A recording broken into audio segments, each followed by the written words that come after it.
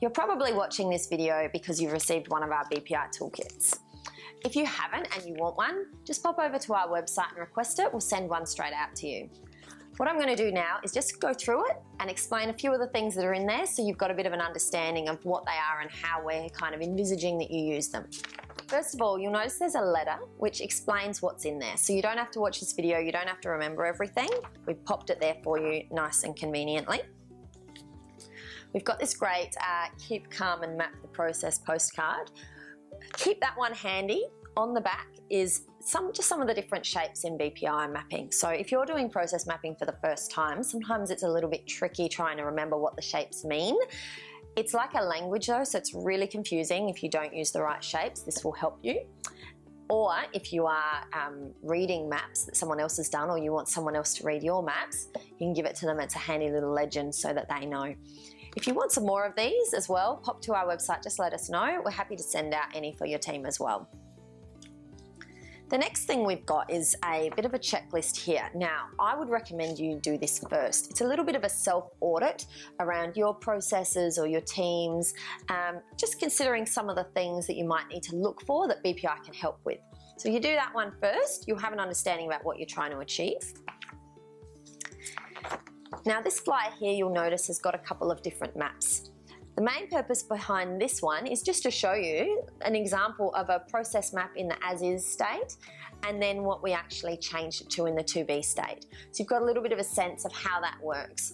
It is a common misconception that you can map to-be straight away. Everyone wants to do it because they think it's faster. It isn't faster. You always want to map your current state now. If you don't know your current state, you can't make it better. So always do your as-is and your to-be. And don't worry if your as-is looks a bit messy, because it probably will, because it probably is. You haven't improved it yet. Now we've got a little pack here of as-is and to-be mapping sheets. So a reminder, you do your as-is or your current state maps separately to your future state or to-be maps. We've got these in here. We've got a whole video around how these sheets work, how you should set your maps up, and actually how to do mapping itself. So have a look at that if you're not sure how to use those. Now, one of the things that we are really very big on is implementing change. So it's all well and good to do the exercise and talk about the problems and come up with really great ideas, but what's the point if you don't implement them? I'd rather see a couple little ideas implemented, so a little bit of momentum has been gained, rather than be waiting and waiting for months for these big changes to come. So one of the things that we do is a process impact sheet.